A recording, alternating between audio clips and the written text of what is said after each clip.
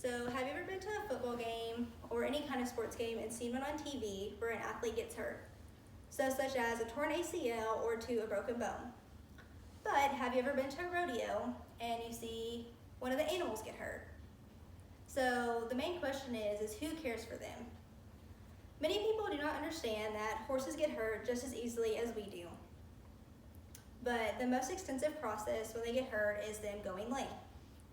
Now, people that do understand what going lame is they think that they can no longer be used, but this is actually the farthest from the truth. There are always ways to improve these problems. So, a horse that comes up lame, it's not a kill sentence. There are always ways to increase their mobility. Growing up, I have raised horses and rode them since I was 4 years old.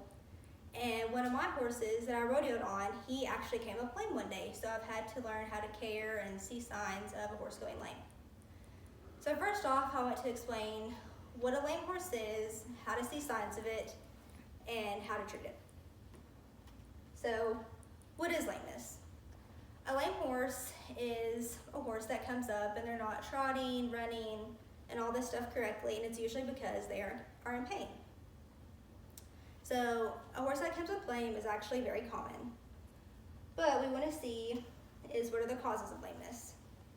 So one of the main causes is untreated injuries. So if you were to be running around a barrel pattern and your horse were to fall down or stumble, this can lead to a horse coming up lame if you don't treat it correctly if they are to be injured.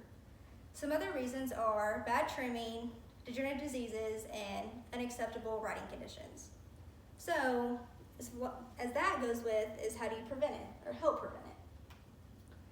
So to help prevent a horse going lame, you want to have correct hoof care. So you want to get them trimmed every 6 weeks, have shoes on if they are to need them, such as a wide hoof and things of that matter. You also want to make sure you warm them up good, have safe stall and pasture conditions.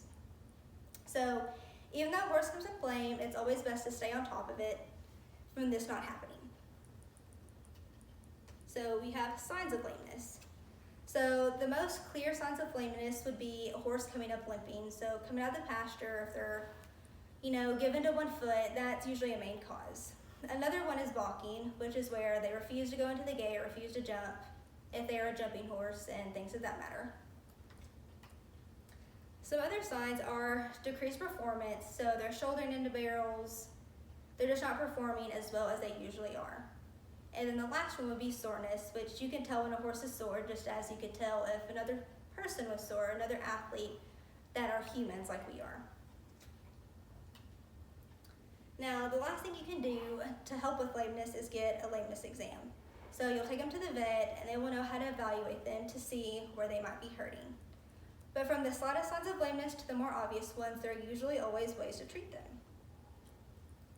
So the main treatment that you will see for lameness is usually injections. So say like when a human has arthritis and they can inject you with steroids, it's basically the same thing they do to horses. They can inject them in their hocks, which is like their legs or their knees or anything like that.